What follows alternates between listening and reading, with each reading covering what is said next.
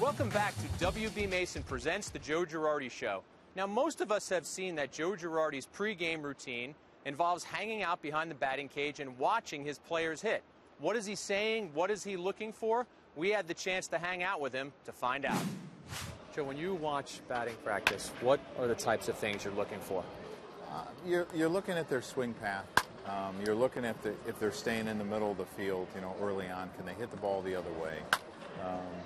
Just how comfortable they look. Because guys can get frustrated in BP sometimes with, maybe they don't feel like they're swinging the bat well, and you want them to get that feeling. And Kevin's great. I mean, you'll see him work both sides of the cage. When there's a right-handed hitter, he'll be over here, and he'll be watching everything. And when there's a left-handed hitter, he'll be over here. And then the other thing about BP that you like to do is those last couple rounds, you want them to turn it loose. And they have some fun with it. They have little competitions. Now, how often have you picked up something out of batting practice that either impacted a lineup decision or even a game decision? BP, the guys are really pretty proficient at it, and they have their routines, and they're usually doing the same thing. But every once in a while, you might notice something. Kevin will notice more than I will. But a lot of times during BP, it's an encouragement time. That your swing is right, everything is right, it's on time. And if there's a little adjustment, it's easier to make it now because everything's slowed down. Now, not every manager is perched where you are right now. Some are in the dugout talking to the media. Some walk around the field. Why is it important for you that you want to be in this position for BP? Well, I get to see all our hitters. I also get to talk to them. It's a time to, continue to develop relationships because they're all in here at some point. Pitchers you get a little bit earlier in the day and you do some things with them. But a lot of it is the relationship part of it. Now, when you were a hitter, I want to take you back to those days. Cool. What was your routine like during BP?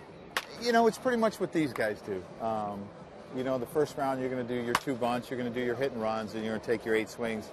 And a lot of it is just getting your body loose, hitting the ball the other way, staying on the ball. The next round, maybe you work the center of the field a little bit more. The last round was the most enjoyable round because we used to play bases loaded, 2 outs, and how many RBIs could you get? And Scott Brocious, it was the round that he always turned it up a notch, and he always seemed to hit 2 or 3 homers, and we couldn't beat him.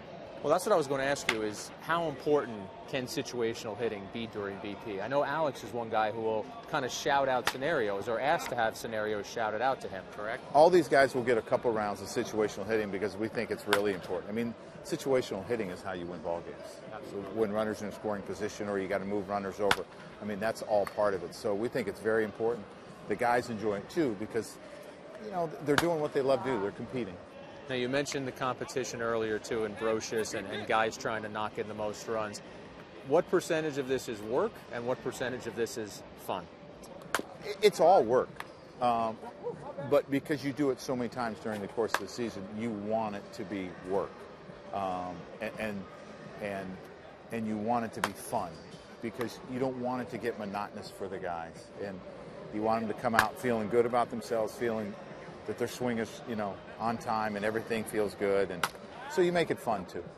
Now, I'm going to ask you to go back in history, or maybe you don't even have to go back in history, but in your days as player, coach, manager, even when you were a broadcaster, whose BPs were can't miss? Who was somebody that even you turned into a fan to watch their BP? Robbie Cano. Robbie Cano was hard to beat when they start talking either the RBI round or the total bases round. And Jeet accuses me of playing favoritism towards the catchers. So if Russell and Servey are in a group or Servey and Georgie are in a group, Jeet feels that they can't win because there's 2 catchers in there. But that's not true. Jeet won yesterday, as a matter of fact. And there were a couple catchers in that group because Posada was in the group and so was Russell Martin. But Robbie Cano's BP was extremely impressive. I've seen it, but you tell me what is so impressive about it. What stands out about it? Just how every ball he seems to hit right on the nose. I mean, it's unbelievable to me. And as I said, when they start getting in those competing rounds, he even turns it up a notch. Now, what you just described earlier, how Derek thinks that you favors the catchers and stuff like that. He's right to a certain extent. How much do things like that build camaraderie? Because you said that you bond with your players here. And fans normally don't get to see this stuff, but there's byplay between you guys that happens before a pitch is ever thrown. I think it's real important. Just to have fun with the guys, and so it doesn't feel like it's just a professional relationship. It's a friendly relationship too. I think it's important to be close to your players, they feel they can talk to you about anything. So I think it's real important. And I like to give them a hard time. And, you know, some of the balls, the guys will hit them hard, and they'll say they're hits, and you'll say, no, you know, the guy was playing you over there, and they get mad. But it's all fun. When we come back, we'll answer a question. During batting practice, what exactly does "this is your day" mean? Find out when WB Mason presents the Joe Girardi Show. Comes right back here on Yes.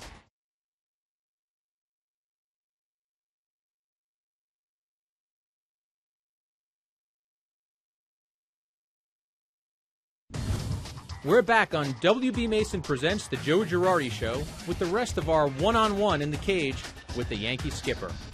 Now, we just overheard, I don't know if Kevin, I don't know if you heard, but Kevin Long just set the Jeter right there, 2-2. So he's telling him that's the count, and is he supposed to be looking for a specific pitch there?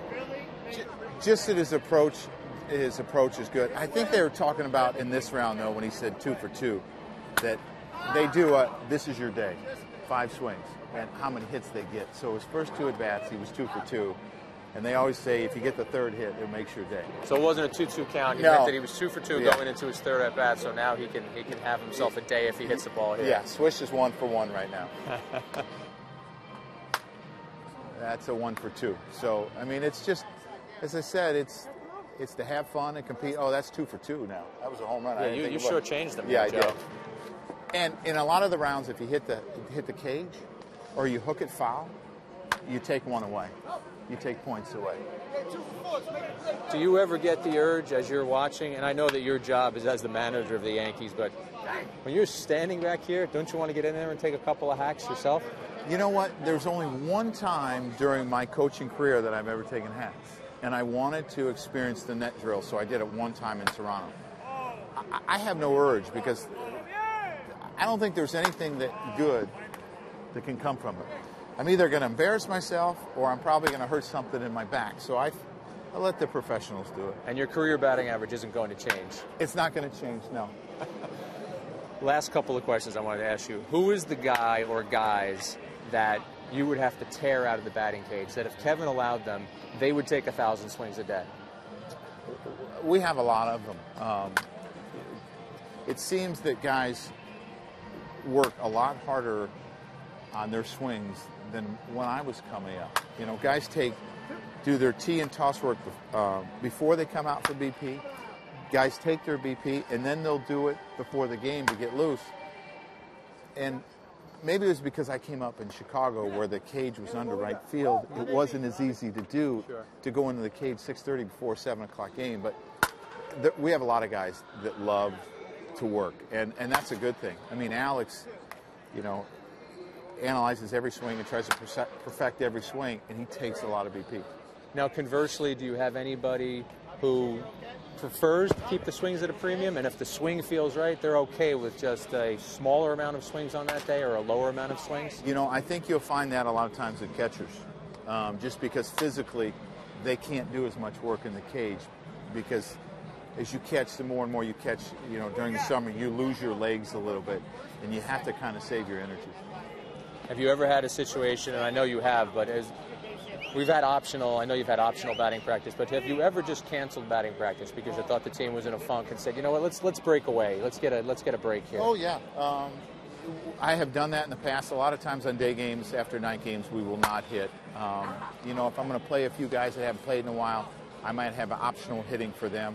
But no, there are times you just say, you know what, guys, we're not hitting. Just show up and we're going to play, and we're going to go out and score runs.